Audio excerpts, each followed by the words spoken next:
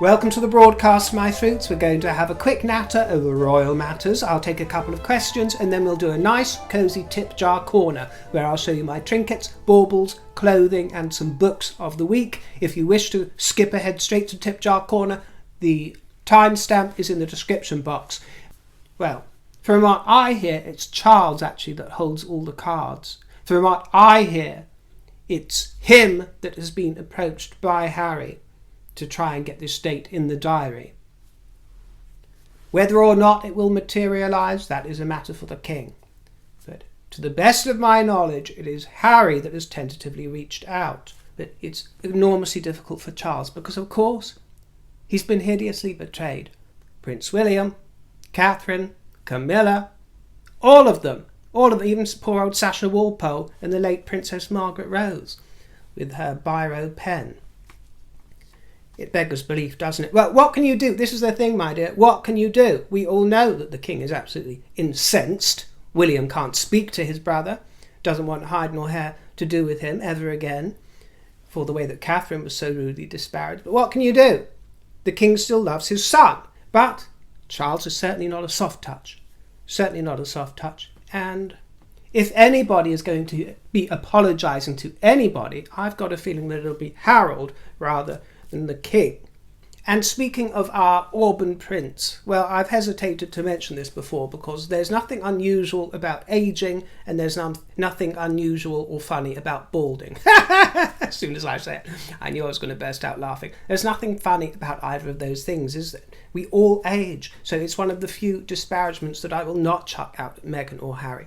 Anything to do with ageing or balding. I've never disparaged Harry for either of those things, other than referring to his chosen hairstyle, which I refer to as the dandelion affair, and I think that's fair enough, because it is the styling of that balding hair that I find a little bit odd, whereas William has dealt with the matter, hasn't he? He's just dealt with the matter, face up. Although I have to say, even he was late to face up to that, and it looked more of a state, not anywhere near the state that we find with the dandelion affair, but it was more of a state during his, was it 20s or 30s? I'm not sure. I wasn't even keen on it when he was married, actually, to Catherine. He hadn't quite gotten to grips with it. But I can't understand why Harry doesn't crop it closer, because he must have had a shorter shave when he was in the army, this kind of thing, and I'm sure it would look better.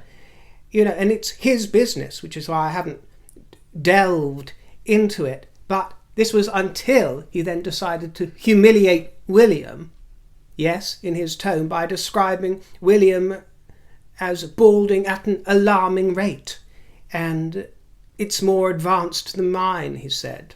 I mean, he's just opening. He's inviting people to scrutinise him when he does that, isn't he? Yeah, more advanced. William is more advanced than you in every way, little Todge. Big Willie is more advanced than you in every single way, whether it's height, frame, intellect, character, prowess, or baldness. Whatever it is, my dear. You know, William's got the edge. And as I say, William looks a lot better now because he's just dealt with it. But, you know, if Harry is going to comment publicly on his brother, I see no reason why the press, as they have been doing this week, can't also return those observations to Harry. And it has been observed that there are some very strange goings on with photographs of Harry. I mean, we all saw the nonsense that was shown to us on Time magazine with all the airbrushing and the square jaw. And oh yes, he actually looked a bit hubba, didn't he, my dears? Actually a bit hubba. And then you realise that recollections may vary and that truth is a little bit different to illustrated fiction. And when you look at these new photographs on the Better Up website, which I have to say is more likely placed there by the graphic design team, by the website team, who knows how insistent the Duke of Sussex is behind the scenes. It would take some extraordinary vanity, wouldn't it, to insist that he now appears as a brunette. He has now gone from red to brunette, and seems to have had a facelift because we're looking at something 10 years younger there, aren't we? 20 years younger. I'm seeing the face of a 10-year-old with a beard. And I'm not talking about Meghan, I'm talking about the fur on his face. Like a 10-year-old with a beard, dear. Little bit ambitious there, my dear. And the thing is that lines are distinguished. Lines are distinguished. They're nice. So they give character to Harry's face, actually. His face, one of the reasons that it's not that appealing, apart from the small sort of shrewish eyes, is the fact that there isn't that much character in it. Age will actually behoove him if he can embrace those lines. And, he's embraced the beard, and he's spoken before that he's petrified to be seen without his beard. Again, I'm not talking about Meghan, I'm talking about his hirsute growth. He's petrified to be seen without it, in case he looks ugly. And he doesn't want Meghan to see him without a beard. Well, and he said all this words, along to this effect in his tone, that it's his comfort. Beard people understand it's a certain comfort that they have. Well, the autumn leaves change colour in time, and although red can be very charming, I love red hair, but autumn leaves change colour, and Harry's beard is not going to change from this russet gold to brunette. He is not suddenly going to have this almost jet black hair as better up seem to be glowing up for him. It is going to turn greyish and then white. In 10 years' time, there is not going to be this sort of orb of gold, red curls or deep brunette curls, a luscious mane. Unless he's going to henna his hair. He could put a drop of henna in it like Quentin Crisp and become all colours of the rainbow. But he could just tackle the problem head on and shave it off, because it's not going to be this charming red or brown foliage in a few years. It's just going to look like a withered old testicle with a few old scraggly pubes growing out of it. I'm afraid that's what's round the corner.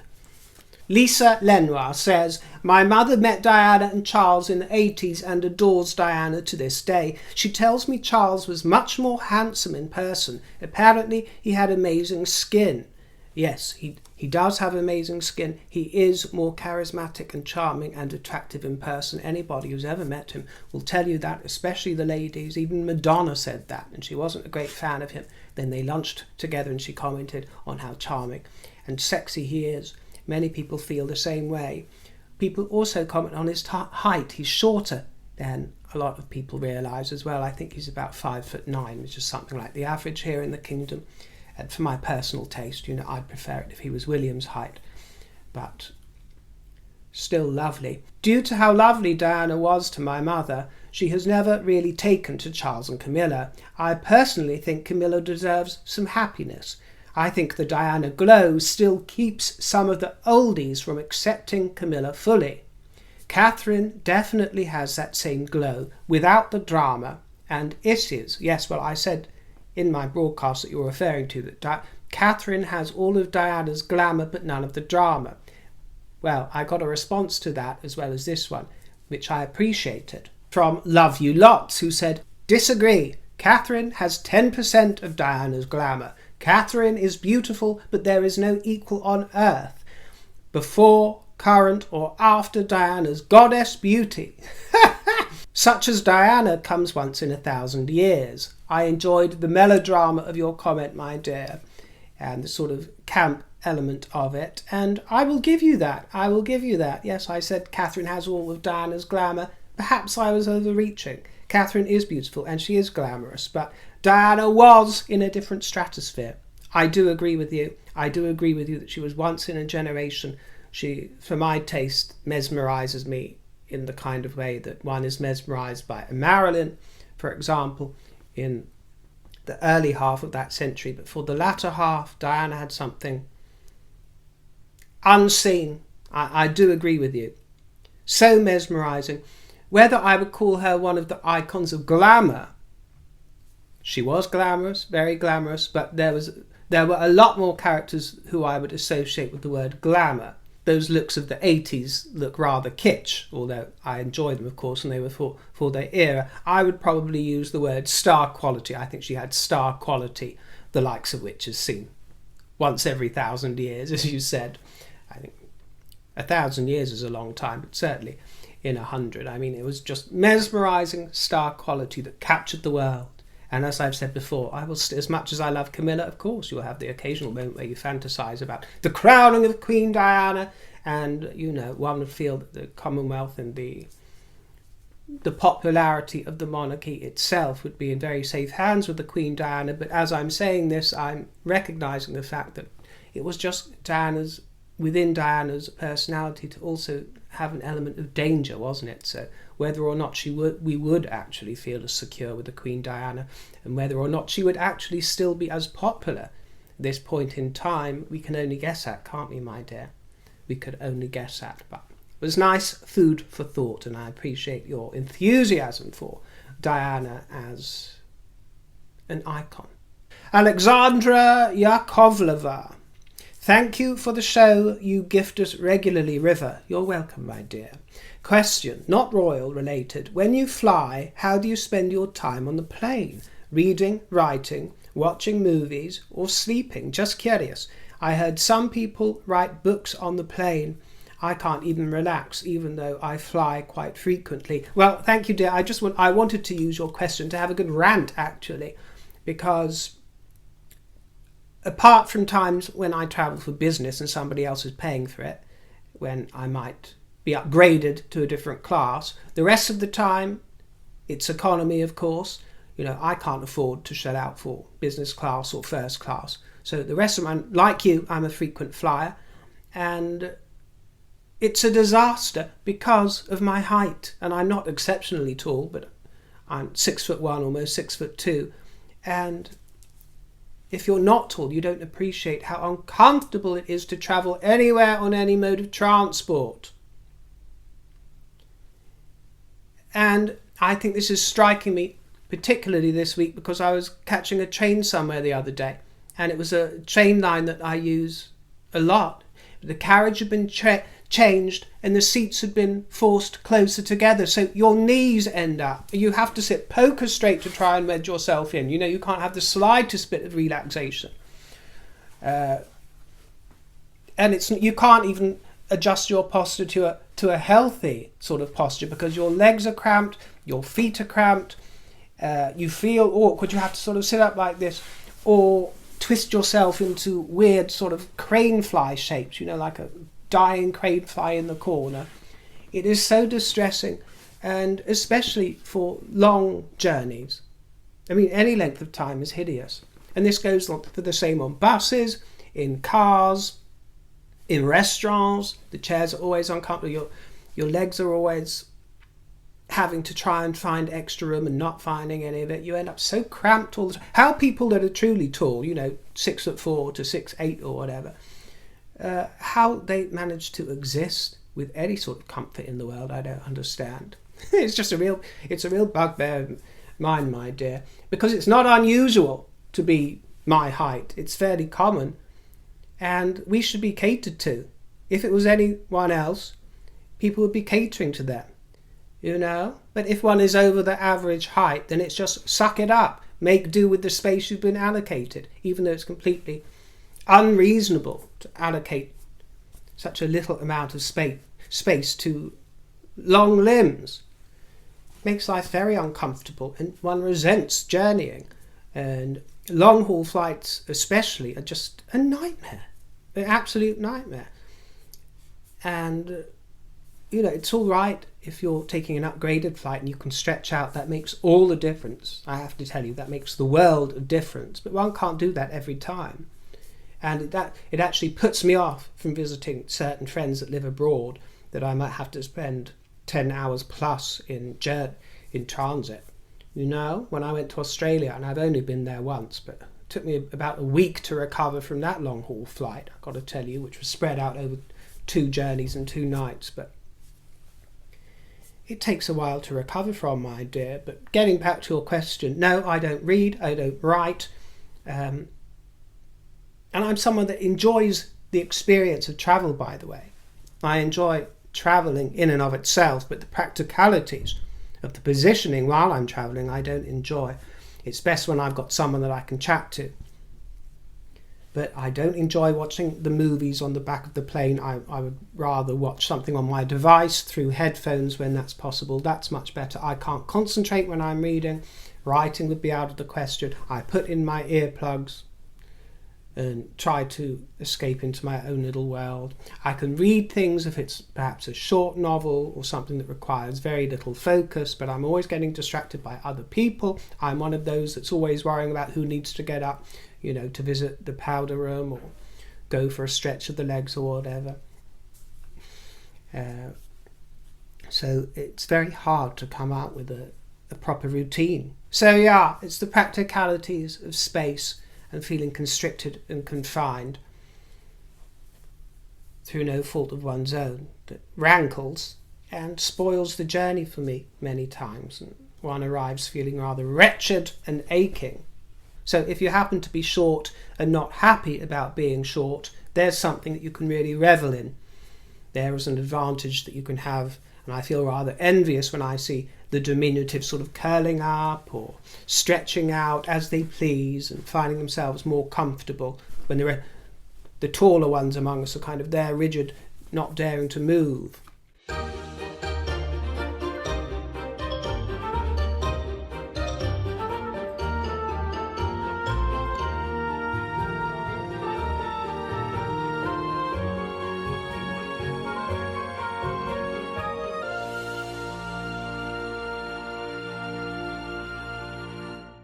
Welcome to Tip Jar Corner. Make yourself at home, and thank you most sincerely to anybody who has sent me a treat for a cup of coffee or a slice of cake, or to put towards my own funds for my trinkets, second-hand books and charity shop finds. I've got quite a few to show you today, some interesting ones, and we're going to kick off with this large flower brooch, which almost strikes me like a thistle in its appearance, doesn't it? And the stones are inspired by blue topaz, chunky stones pollinated with crystal studs, a stem of green enamel, and thin, intricate wisps of sapphire blue, alternating with ribbons of diamond. It's bold and it is brash, and I'm looking forward to wearing it for you. Here is a very fruity brooch that I couldn't resist. I'm not quite sure what I'm going to wear it with, but it is a brooch in the shape of a bunch of grapes. It's very fruity, very juicy, and it features 14 grapes, plump green gems that look ripe and ready to burst, and vine leaves of gold, and a trillion crystallets. They sparkle iridescent tones of disco lights. This headband has purple, pearly beads, luscious ruby stones, pink crystals, and gold baubles. It's a rather intense colour palette. I wasn't sure exactly how I was going to pair it up with anything. And then inspiration struck yesterday, because last week I found two gorgeous gowns, one of which I wore yesterday. Some of you didn't realise it was a gown because it looks like it could be a waistcoat or some kind of vest, but it was a gown, one of two that I found going at a local charity shop.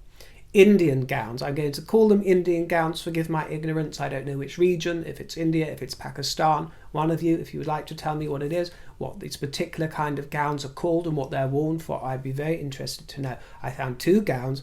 I'll show you both. One that I wore yesterday, and they were going for £40. I'd seen them for a couple of weeks going £40 each, and I thought, no way. I saw them hanging there, all lonely, and then because I know the store owner, because I frequent these kind of places so much, I said, well, how about two for the price of one? And the chap there wasn't having any of it, but we did compromise, and he sold them to me for £30 each. So it was £60 for these two gowns. And when I got my hands on them, I realised that I'd got a real bargain. I am in love with these gowns. It was as I was taking them home, because I hadn't had a great look up close, but as I was taking them home, my arms were aching from the heaviness of these gowns. They weighed an absolute ton because of the quality of the garments. They are gorgeous, and they are like new, I believe, because one of them has got a label still stitched into it. I believe that they are unworn.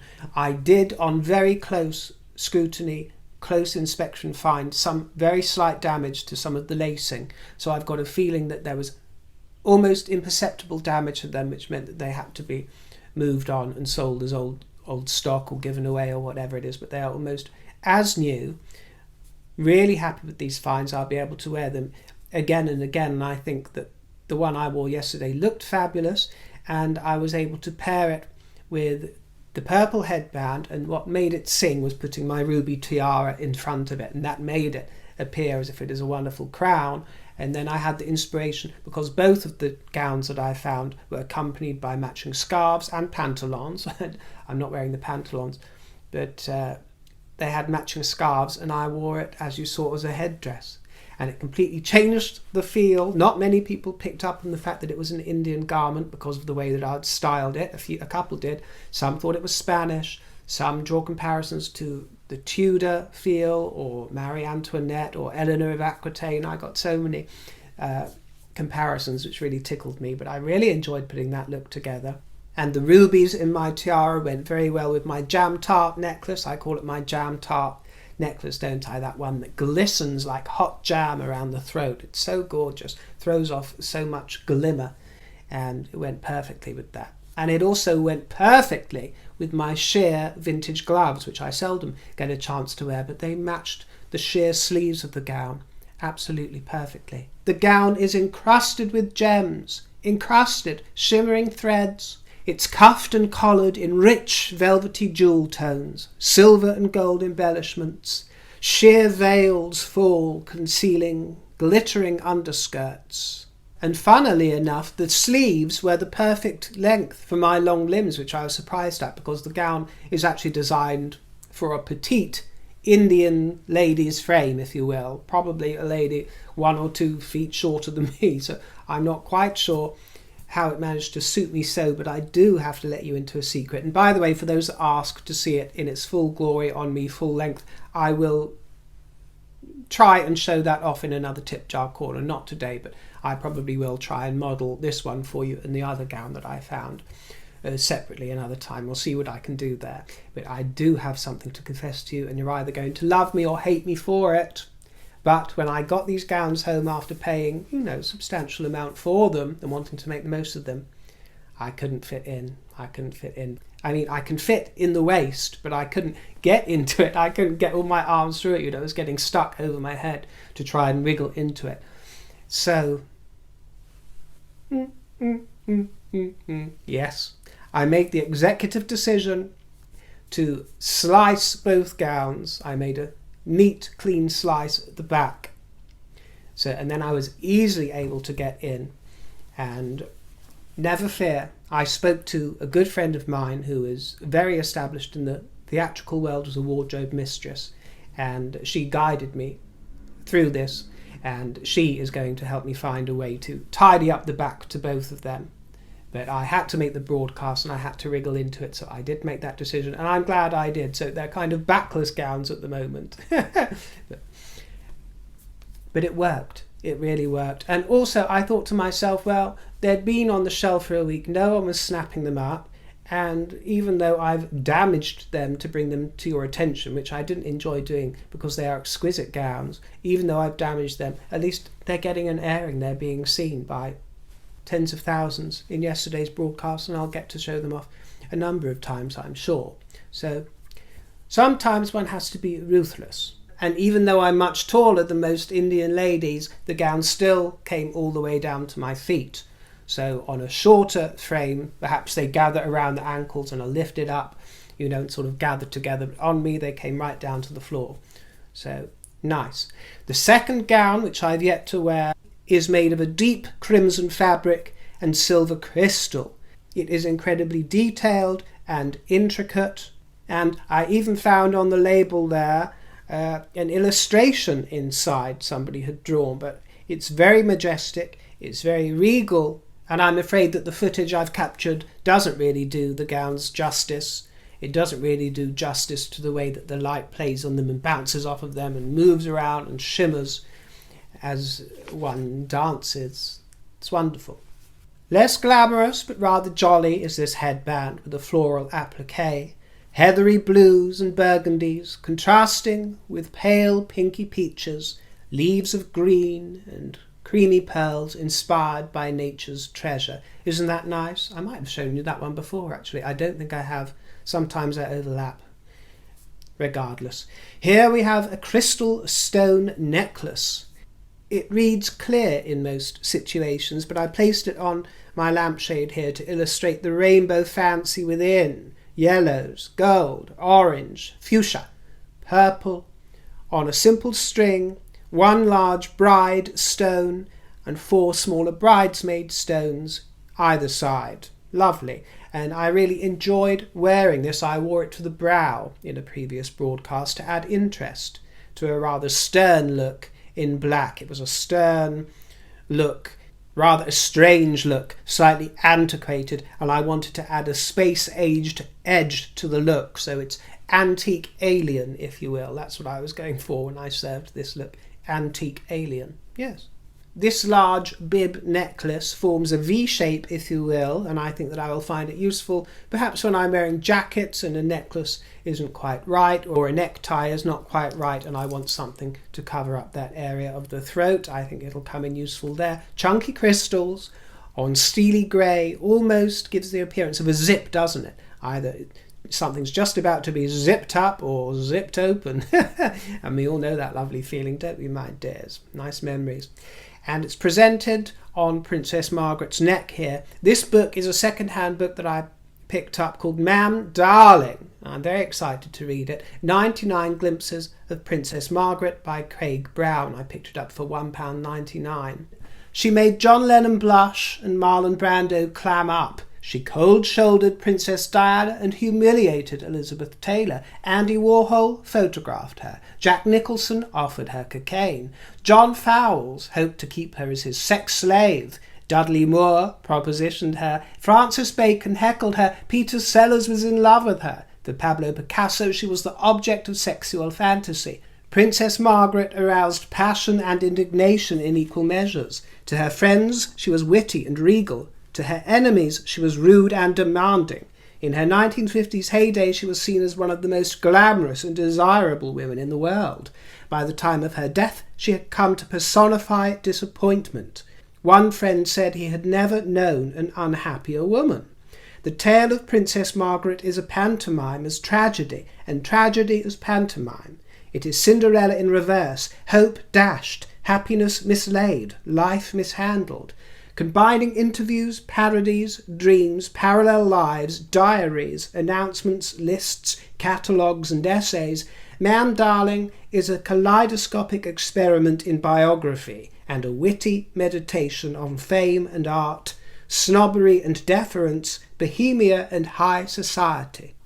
I've always adored Margot, Princess Diana told her friend James Colthurst before things took a turn for the worse. I love her to bits, and she's been wonderful to me from day one.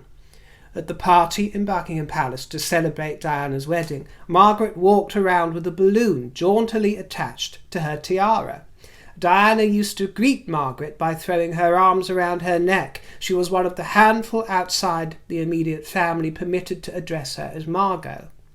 This encouraged Diana to imagine that her friendship was boundless, and that as her marriage disintegrated, Margaret would take her side and be happy to listen to her waspish comments about Charles.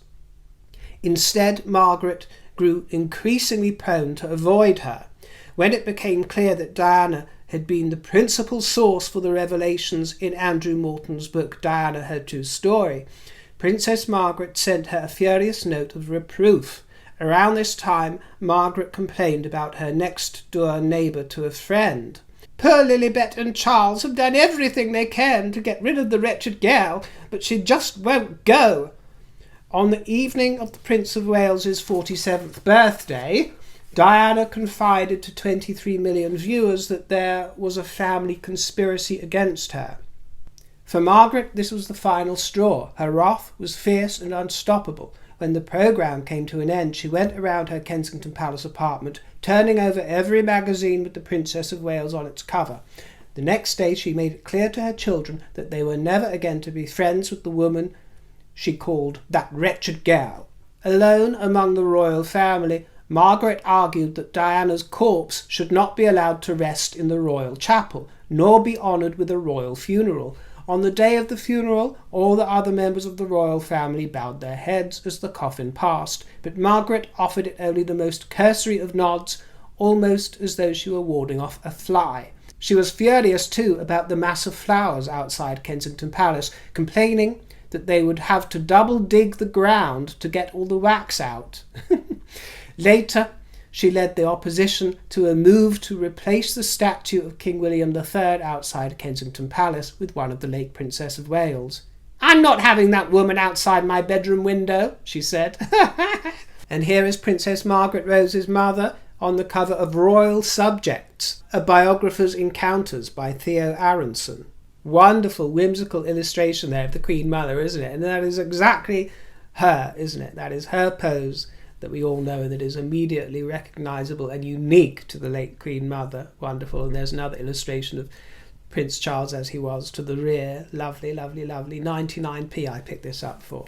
Found some really good books last week. Theo Aronson first encountered royalty as a boy in South Africa when George VI and Queen Elizabeth stopped off at a local railway station during their state visit.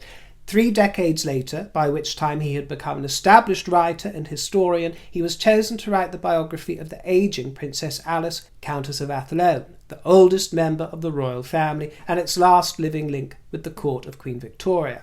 This is a sparkling and often irreverent memoir on the changing nature of royalty and its characters, and of writing about them, based on nearly 20 years' worth of Theo Aronson's notebooks, ranging from the disastrous to the successful and the amusing to the touching. The Encounters in Royal Subjects includes hilarious descriptions of lunching on a Scotch egg and Scotch with Princess Margaret, revealing conversations with the Queen Mother, and bizarrely gracious meals with the ageing princesses in Kensington Palace. Frank and affectionate, its portraits are assembled with a deft touch.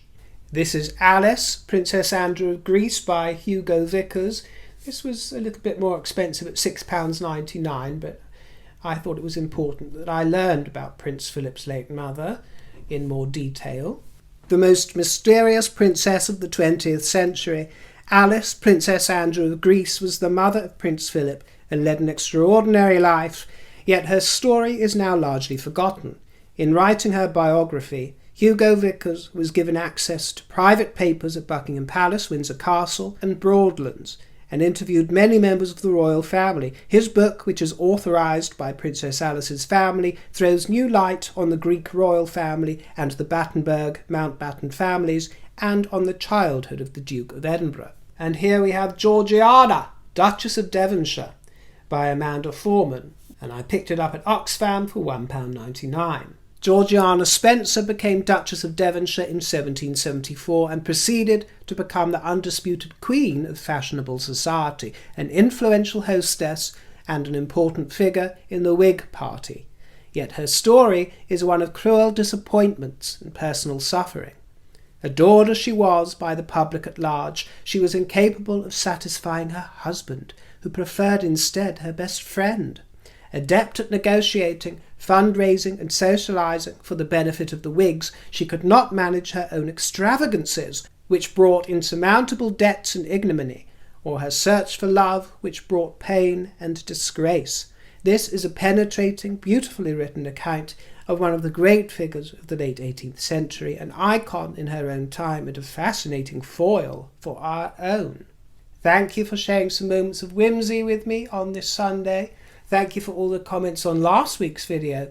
The broadcast went down very well with you, and I made a tribute to Debbie Mattioli, a Hawaiian fruit who we sadly lost, but we celebrated. So many of you said wonderful, lovely things about the psalm reading that I offered. I'm really glad you enjoyed it. It went down well. Some asked for a regular reading of psalms. Well, I'm sure that I will approach a few again in the future, but I don't want this Tip Jar Corner to become Sunday school, my dears, or pious in any kind of way. So, from time to time we'll pick up on that kind of thing, but at other times I'll just pick out a few short passages from books as I did today.